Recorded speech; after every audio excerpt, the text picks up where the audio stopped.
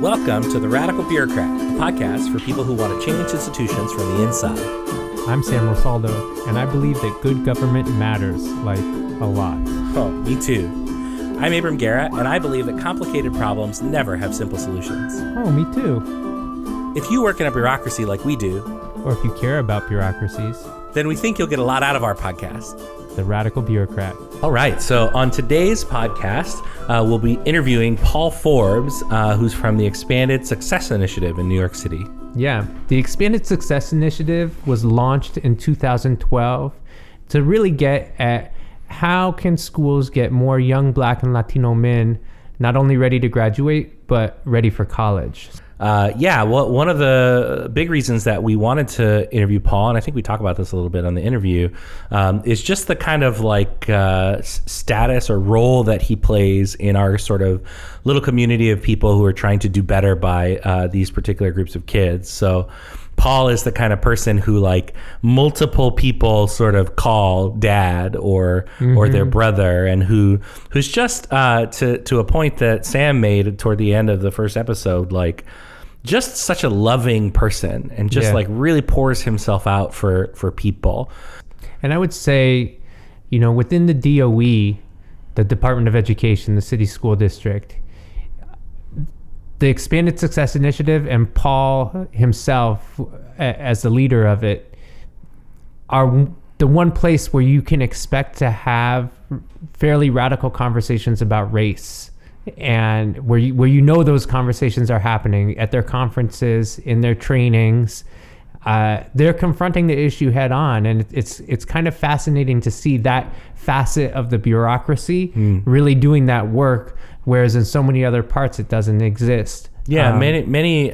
You may be surprised to learn that many Americans are paralyzed by the idea of talking about race. Let alone bureaucracies. Yeah, let alone bureaucracies, which are very risk averse, very not interested in talking about difficult things. But Paul has been a big part of helping a large share of our organization to think through how we have a little more courage in the face of these realities that our students are living, that all of us are living, but that our students are living in ways that are going to impact the rest of their lives. And, you know, one of the things that I learned pretty early from Paul is that when you're really honest and intentional about these issues about race and class and gender and bias and these sorts of, you're just really honest about these issues, it really appeals to people who feel as though they've been kind of like suffering in silence, who feel like, you know, every time a young Black man is sort of shot in the streets, that they die a little bit inside and they have to come into work and pretend like everything is fine.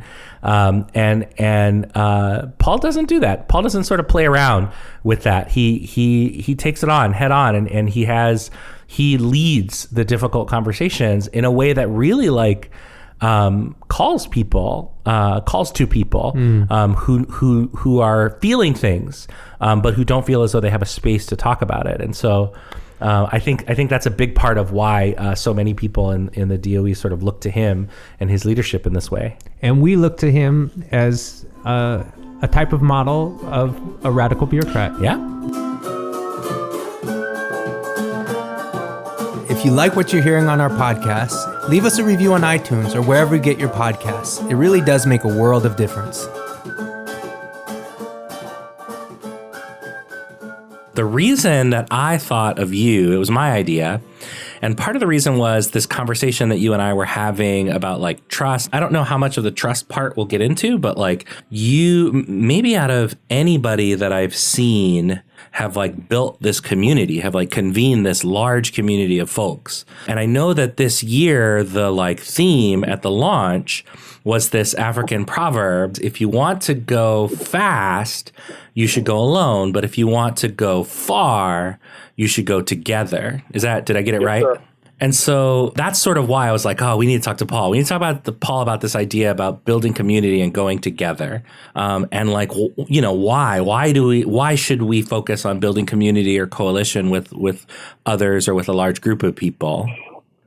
You know, so for me, there's a part of me with where I've been brought up with West Indian parents and growing up in Crown Heights, Brooklyn, and this idea, and also growing up in a church community, this idea that my father would always say, you're responsible for yourself. You're responsible for the grades you get. You're responsible for the trouble you get into or don't get into. That's on you. Don't ever blame someone else. And so there was an individual responsibility piece that was there. But there was also this teaching of you're responsible for your siblings, my brother and my sisters, and you're responsible to your community, right? And so there was always this balance that we had growing up of you do what needs to be done, that's your responsibility to do it, but at the same time, you can't get what you need to do if you're not thinking about the larger community. And I've had to deal with that. I would say almost a dichotomy of understanding where I should be, right? How much of it do I work alone to get what needs to be done versus ensuring that I'm working in a community. And since I'm going into my professional career, when I was in school, there would be some things I heard about these group studies where I'm like, wait a minute, I don't study with groups. I study alone because that grade is ultimately going to be mine. But then I learned about this dynamics of group study and group projects.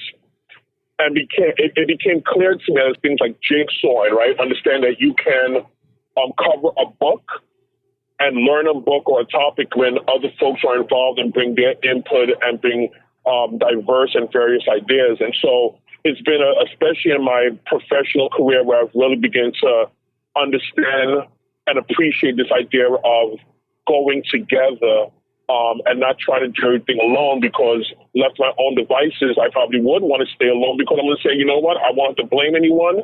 If it comes out okay, then yeah, I was on it. If it doesn't, then it's my blame as well, right? So I'm more convinced today that in order to move the needle, to do this work, to build capacity and institutional changes, that we have to do this together. It's a challenge, but I do believe that systemically, this can only happen when we begin to work in a communal way. More so now, it's clearer to me that through this work, if we don't figure out ways to cross-pollinate, if we don't figure out ways to work together, that we'll always feel like we're spinning our wheels and it'll be easier for us to feel like nothing's being done. So, Paul, I mean, Abram and I are especially Abram, but both of us are obviously familiar with your work. But can you talk about what the work is and why the cross-pollination now with the work that you're doing in the DOE? What's maybe just for the benefit of our listeners? Sure.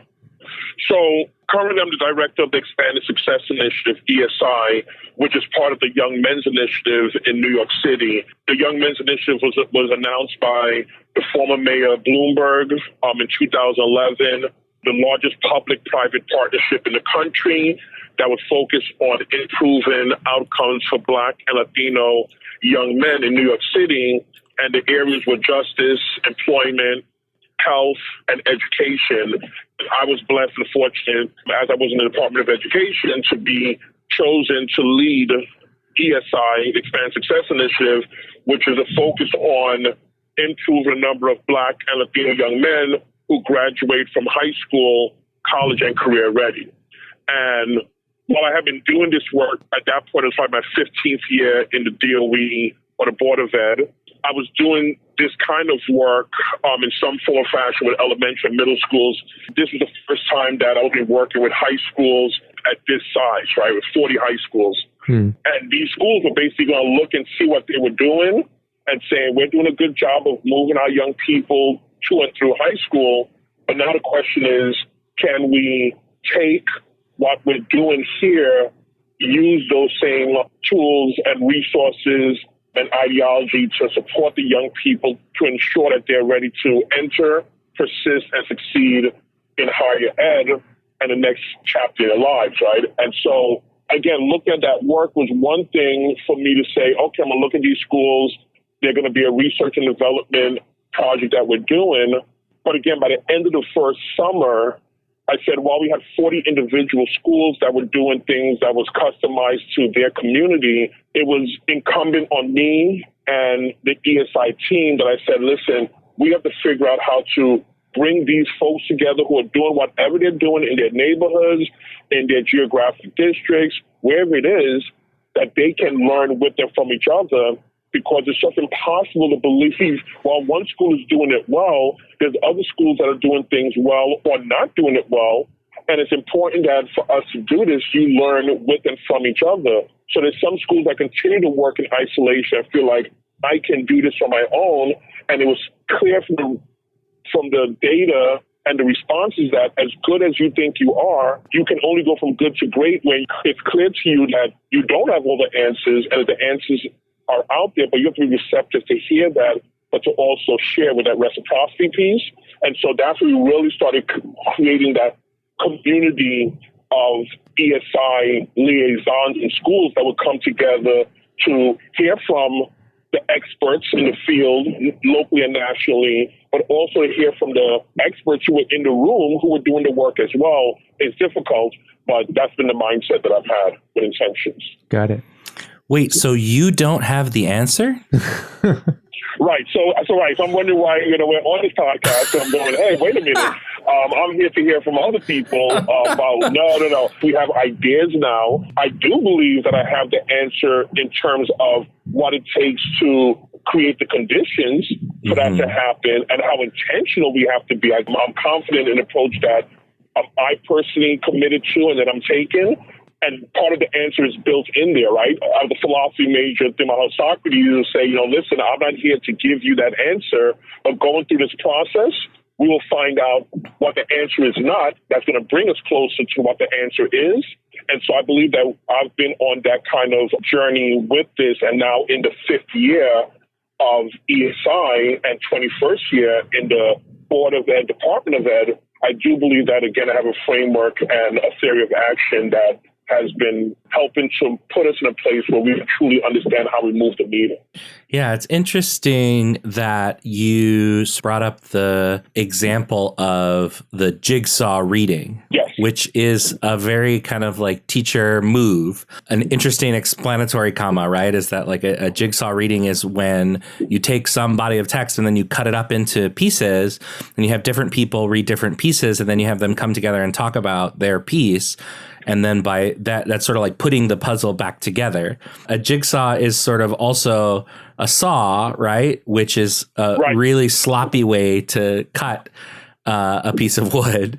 And so like there is a kind of messiness that results in the sort of approach, right? A messiness of different people and trying to figure out how the pieces fit together, whatever. And yet the pieces do fit together in the end. And I wonder, like, I sort of joke about you having the answer, but it's really kind of like a system of answers, a system of causes and effects that you were trying to sort of like tweak to get a different outcome. And 40 or 400 or 4,000 different schools can be doing different tweaks of different small things. And that's where the collaboration piece, what I'm hearing from you is that's where the collaboration piece is so important. But, then I think it sort of comes into this how question, like, how do you do that? How do you build that collaboration? And then I guess that sort of leads me to the question, what do you think are some of the things that you see that make it difficult to organize people into sort of effective collaboration or effective community? I'm curious, since you've been doing this for quite some time now and you've been building what I think is a pretty impressive community of practitioners, what are some of the pitfalls and some of the things, personality things or political things or resource things that start to make it difficult to do that collaboration that you're trying to do? So I think I want to continue with that jigsaw analogies that you're using, right? So when I was learning, my father teach me about using a saw, and we started using, besides just a regular hand saw, the technique that was used, and started using my first electrical saw. There were certain things that he taught me, and there was a guide that he would show me. You make your mark, you follow the guide, and the straight saw blade. So it was relatively easy at that point and would do it, right? Mm-hmm. When I used a jigsaw for the first time, as you said about being a little sloppy, there wasn't a guide in the same way because there was like what you want to do, but you didn't have the guide in the same way as I had with circular saw. And I think in the same way, it's one of the things that has to happen when you come to this place where you're going to use this kind of, we're going to build community and it's going to be a sloppy, it's going to be a little nerve-wracking, but you have to trust. I think that's a big part of it, right? Because it has to be clear that we're not doing it the traditional way of people say, okay, here's the approach we're going to use. We lay it out, and you can see that people are going off the rail because you're off the path. It's different, right? So the first thing is just that mindset of saying, I have to trust that this is going to be something that's going to have its ups and downs. It's going to have its, there's going to be some tweaks that will have to occur. So I think it's a mindset piece is big for me, right? Whatever I've been doing, I do believe about mindset is huge. That in itself becomes a pitfall if people aren't willing to be vulnerable and be open to a different approach that may not be as clean as what they might have learned and heard before, right? So I do trust that people say the answers in the room, and I hear that it becomes an empty platitude because people say it, but then I still hear those same people that say, but here's the answers, and here's what we're going to do. And we say, but you just said the answers in the room. Or maybe you were right. Maybe you were saying the answers in the room, but you weren't talking about the collective. You were saying, I'm still the person in the room, and so I'm giving the answer, and here's how we do this, right? So creating the conditions are huge, but going back to what I said before, they're going to keep us being nervous because we're oftentimes given instructions and directions of how that should look, and if they're not prepared for that, they don't want to go there. So there's people who walk in and say, well, Paul, you're doing this, and why exactly are we creating this space that you're talking about? What's going to happen next? And people, and oftentimes it's the higher-ups, right, who come in and want to see something. They have their own ideas about what it should look like because they've been taught a certain way. And for me, if I'm going to say I'm going to honor the community, if I'm going to build that trust, I'm going to allow the process, right? So I'm a basketball fan, and for those who know about the Philadelphia 76ers and talk about trust the process, that's a thing they've had. And some people might look at it going, why hasn't this player played for a year? Why are they resting the best star in back-to-back games? And they've been out there saying, trust the process. And it's huge. I'm currently returning from Plattsburgh, New York, where I took one of my young men back to school. He had he was taking a bus and going up on his own, but I said, hey, would love to, give you a ride up. His parents weren't able to take him. For me to say to his parents, I'll give him a ride, or for him to say to his parents, Mr. Forbes is going to give me a ride, I know that that's based on what his parents have seen and heard about what I've created for young men. And I go to their school. When they have tragedy, I was at the school. When they have celebrations, when they have games, whatever it is, I was there. That built a trust, and it means a lot to me because the first time I did a long distance was to Kentucky. And there's not many parents who would be like, okay, I don't know this man. I don't know. Why would I trust my sons to be going? I took 3 and 4 of them, but I did that 2 years ago with them. And so yes, they had the opportunity again to bring this back. That's part of building that community. But again, there's an uneasiness to some people when they see that and hear that because they don't know what goes into the intentional, purposeful work that's going into building what now exists. It's not so easy. So someone might look and say, oh, well, I could do that. Well, you might be able to do that. But trust me, it's a process. Without that trust, you're not going to build this community. People will be like, wait a minute, the first time something happens and it gets a little messy, and people start blaming, they're going to bounce out.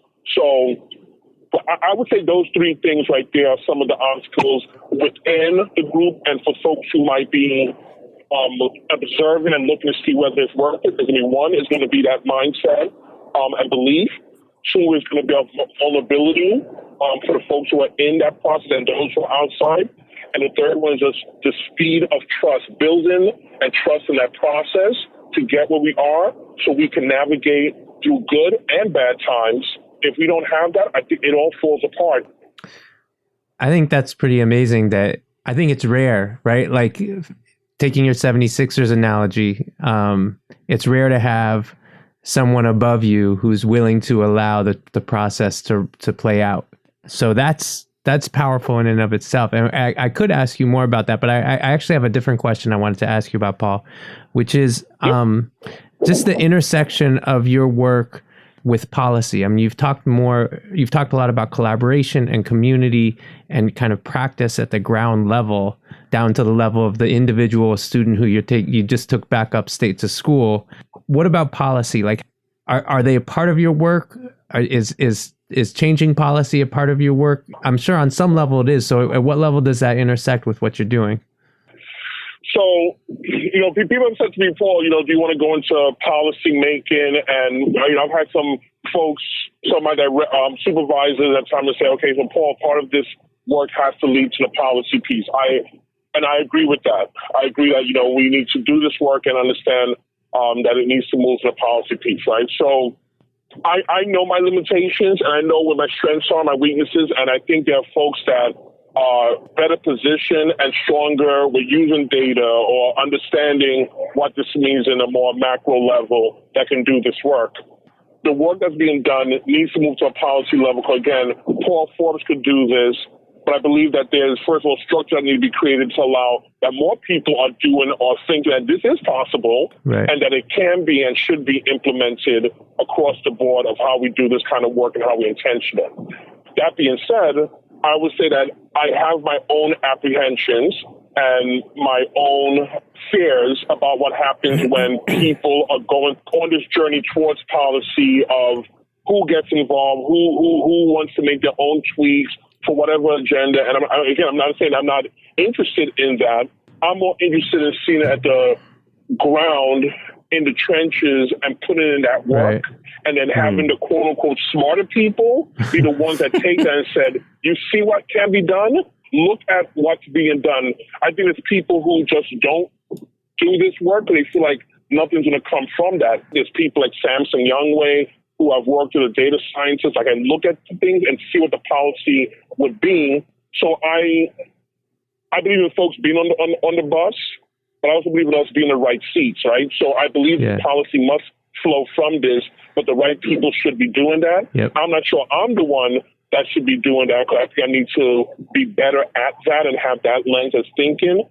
Part of ESI was to say, what things should we build policy out of based on what we've learned? Best practices, emerging practices, promising practices. What should be put into place in our schools to move the needle based on what we have gleaned from what we're learning? Yeah, and that makes perfect sense to me, except that policy people are not smarter than you. Let's just be clear about that. But it is a different. That could be another podcast, my friend. But I'll stick by what I said. It is a different type of thinking for sure than like being able to talk to a kid or coalesce a community and facilitate. Like, that is a different type of approach. So that makes sense to me. And so my just quick follow up on that is, are you explicitly having conversations with policy people? Because at one point you said like the hope is that we're building something that policy people will notice. But are there policy people who've been brought in to observe or have those conversations? Yeah, so it's been back and forward. So because of working in the Department of Education, what I would say, the only constant that I know in the DOE is that there'll be change, right? And so there's been, from the time I started in 2012, there has been a number of changes, a number of people. I'm one of the few people who can still come to a table and look around and see other folks who were there in February of 2012 when I started. Very few people within the DOE. Oh, that's an eternity, 5 years? Correct. That's like, I do the dog years. That's like 7 times 5. It's like 35 years, it feels like. It's incredible. And sometimes that saddens me. For us to put it into policy and to do this work, you need people with institutional knowledge, because you got to know the stories and you have to know the data. During that time, there was intentional approaches for bringing policy folks to bring this to fruition and people could see and talk about. Other times it hasn't been there, so it's start and stop and start and stop. And what does assessments look like? If we're looking at Black, Latino young men, let's think about how the grading policies and that we use and assessments. And now I work with the Mastery Collaborative. What do we grade? What do we assess? What seat time looks like for a young person? And can we bring an equitable approach to how we evaluate readiness, college and career readiness? How do we evaluate that? right? And we've brought in a culturally responsive approach to that. There's been some writings, and there's been some folks from our research teams that have looked at that and saying, if you would like to institute ESI in your school, here are the things that you need to look at and do, and to be able to sit at a table with those folks that can make those policies. Like I said, because of the community that's been created, there are many people who are now within the ESI community that were not part of the 40 original schools that are seeing things that is saying, this is worth examining and addressing and going further with. So again, that's where I think that that's been part of the process. Yeah, it strikes me that when we talk about policy, we're sort of talking about how we scale. And in many ways, we're talking about how we scale anonymously or scale transactionally. Because policies are policies are a big part of what is a bureaucracy, right? Like policy is the rules that you have to follow when you have this particular job as a bureaucrat or as a functional person, as an educator, as a recruiter or HR person. Like everybody who works within a large organization or bureaucracy has to follow policies, rules. And so scaling requires some kind of policy so that people who have not sort of experienced the process or learned the process experientially can still implement the sort of desired change. And yet a lot of what you're talking about is about that process, right? And I wonder how much of it is a like altitude thing. If you're sort of down doing the work at the student by student level, or if you're at this 10,000 feet level where everybody is sort of looks like ants and like you're doing these things that impact large, humongous groups of people, whether it's an issue of that at the highest sort of altitudes, you need rules because it's just too difficult to see. You need too big of a magnifying glass or whatever. I don't know, ants in a magnifying glass is probably not the best metaphor. I can't help but feel like policy is intended to sort of predictably exercise control over the process. And what you're advocating as the need to sort of build community is all about the process and trusting the process. And so I'm sort of struggling to figure out how to see it not as an either or, but as like a both. A both and. Yeah, as a both and like, how do you do policy that ensures process? How do you do a process that leads to changes in policy rather than sort of saying, okay, you take the process road and I'll take the policy road and I'll get to Scotland before you, right? Right. In thinking about this idea of scale, like a lot of what I'm thinking about when I'm asking you about community is how have you scaled this community to so many people? And that's through processes, it seems, is the answer, through trusting the process and really putting in the time, putting in the effort, putting in the miles. Is that by definition limited in its scale? And is that enough? And how do you transition to policy work without losing the value and meaning of that process? I don't really have an answer, but I'm just sort of like kind of wrestling with this sort of tension. Yeah, I love that question. And it goes back to, like I said, folks much smarter than me can help with that. But I it's a philosophical struggle that I've had too, right? So folks have said to me similar things like, Paul, it's great that you can bring together all these people and like-minded, and even some folks who are not like-minded who are willing to have this kind of discourse to understand and move.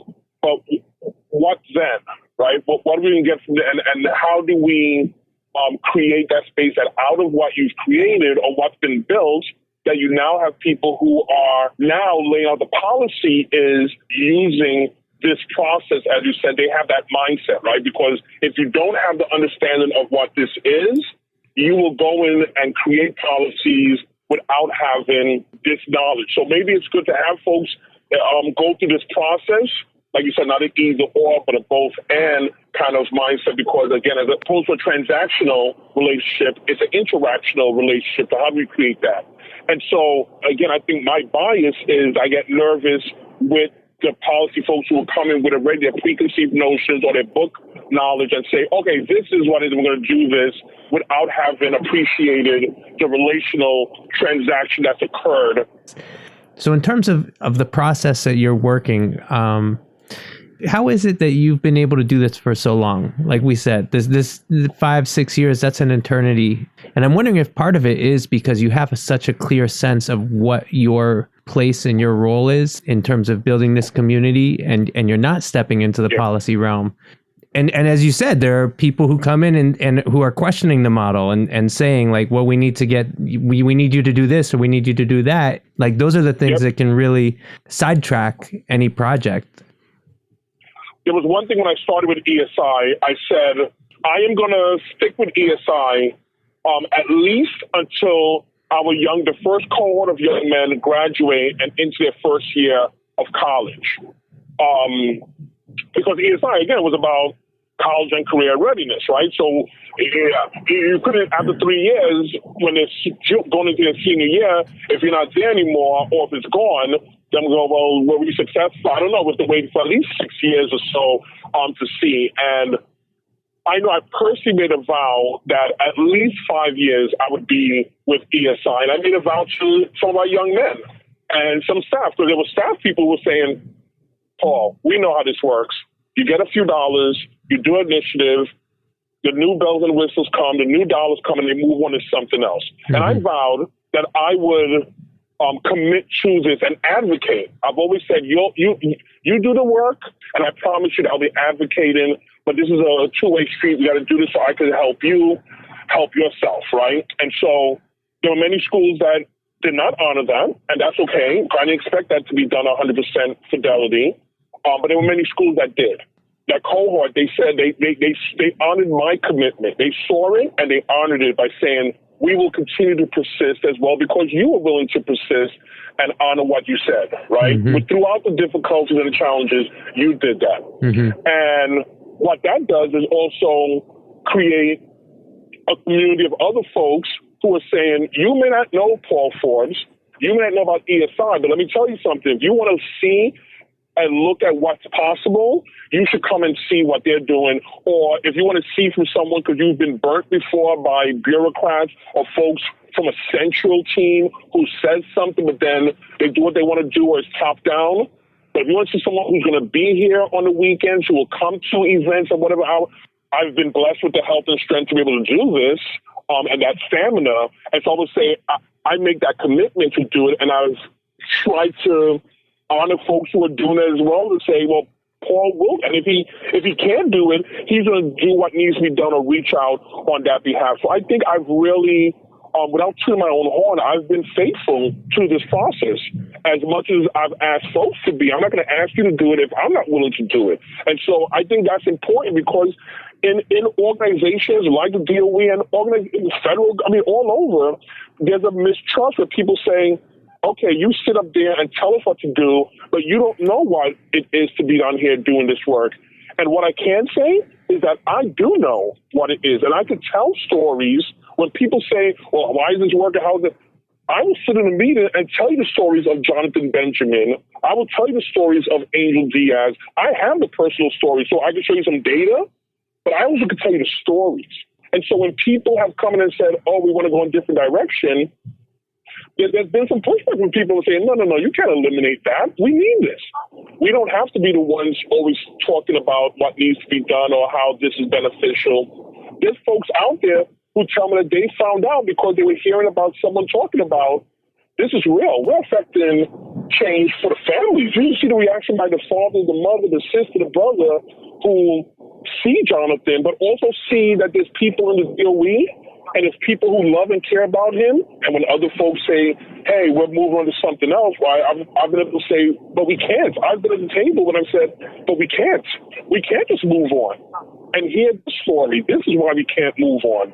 They know the passion, and they know from others who have said, yeah, this work, and Paul, he's about this, and this work is working. We need to do some work on looking at data and how we use sustainability piece, and I'm receptive and open to that. But the idea of just the work that's being put away because someone thinks something bigger and better is out there, it's not so easy to break that, because now again you have an army of people. All right. Well, thank you so much for taking the time. We're super grateful that you took the time on your drive down to talk to us. Absolutely. I think one of the things that I got out of this conversation around this sort of policy versus process or whatever is that, like, who gets to be in the room when the policy is sort of negotiated is such a key. Like, and whether or not the people who are in that room have experienced any of the process, or if they're just coming from a place of their just own good ideas or books, which I enjoy books. I'm big on books, but I think that what you're describing is so experiential. Community is so experiential that you cannot have a policy to build real community. If you haven't experienced like the reality of building that community, and kind of going back to the jigsaw skill saw metaphor, like, skill saw is great if what you want is a straight line, but that's, it's not a straight line. Community is not a straight line. And so, like, if you've never worked with that tool of building a community, building those curves and getting in that sort of messiness, maybe you should be more reticent about deciding what rules everybody should follow in order to build community. And I think that we've seen probably the limits of what the sort of skill saw approach can do in education. I think we've seen the limits of what the one size fits all curriculum, the one size fits all educational experience can do. And I think that what we need is, kind of fundamentally a more responsive kind of approach that is sort of messier to figure out and harder. And so to do policy around that requires that you go through that experience of getting in community and understanding the curves and the edges, to borrow a phrase from John Legend. In a few months, we'll be remembering the 50th year that Dr. King was assassinated. And I say, you know what? We have not figured it out using these, as you say, conventional ways or strategies that people think they've known best and work. I'm saying maybe part of this that so many researchers have spoken about in terms of relationship, and James Comey and folks have said about what this is all about. I've had enough people have said, we know what to do, but do we have the will?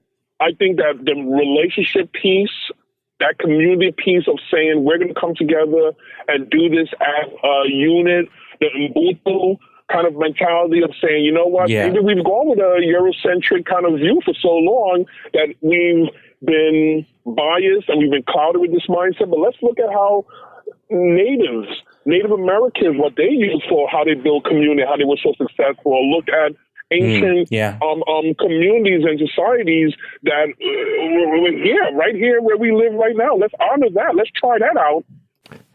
Paul, thank you so much for your time again, man. We want you to keep doing what you're doing. Yes, sir. That sounded like a great closing to me, but do you have any other thoughts? No. It sounded great. I'm going to go out on that high. I'm not going to mess that up. I'm going to say thank you to you guys for allowing me to be a part of this. If we want to go fast, we'll go alone. But if we want to go far, we're going to continue to go together. And that's what we're doing. So thank you to both of you. Yeah, likewise. Thanks, Paul.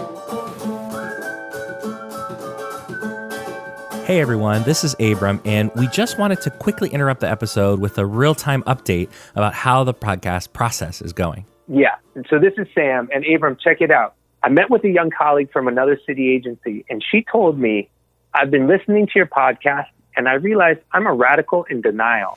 A radical in denial. That sounds like a good episode title. Okay, so what do you think she meant? Yeah. Well, she works in the criminal legal system, and she said that she'd been trying to do everything that the system asks of her, but she wasn't being honest with herself or with others about her real aspirations for affecting change. And then this is the key. She also realized that by denying herself her radicalness, she was in essence propping up the existing system rather than pushing for real change. Yeah, I could see that. And so then did she feel some kind of way about that realization? Oh, she was energized. I mean, I'm telling you, she walked into my office and just started talking as soon as she sat down. It was a lot like Patrick's reaction, which we described in episode 1 of this season. Okay. She had so many ideas she couldn't stop. Wow, that's so cool. Yeah, that's like exactly why we're doing this whole crazy project, isn't it? Yeah, I think so. And that's why we're planning for season 2.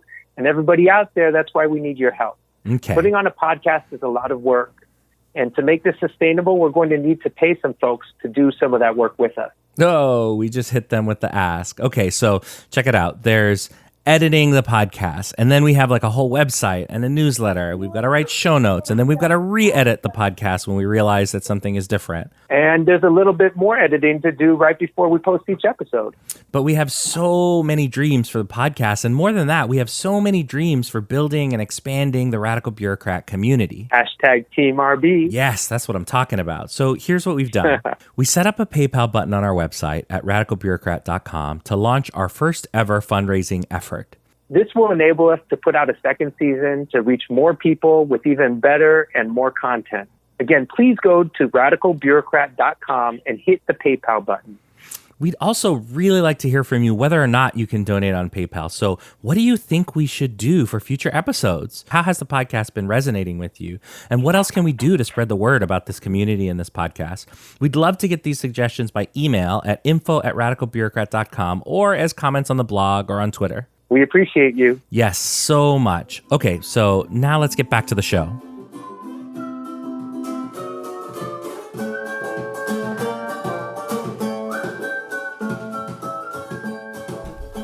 So we just got off the phone with Paul Forbes, who is driving back from upstate, having dropped off one of the students he works with at college. And we're debriefing. What would we take away? Abram, what are your big takeaways from the conversation? A handful of things. I think the biggest thing is this sort of dichotomy, which I'm trying not to think of as like a either or thing, but this dichotomy of like the process and the sort of policy as like complementary pieces. So the specific work that he's doing at a very kind of granular level, convening and building this community, doing technical training, all this stuff, is more that sort of process or practice oriented work.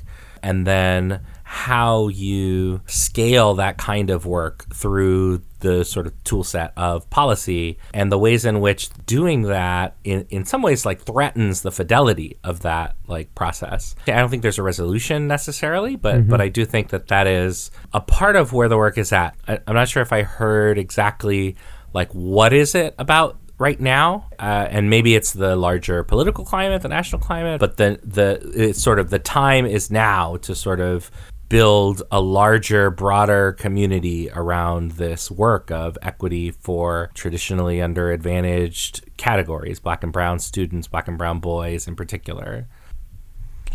So yeah, like I don't know that I've thought of a resolution to that dichotomy between sort of practice and policy, or that one exists. I don't know. Is this something that you've thought about before, or that you've sort of taken a run at in your own work?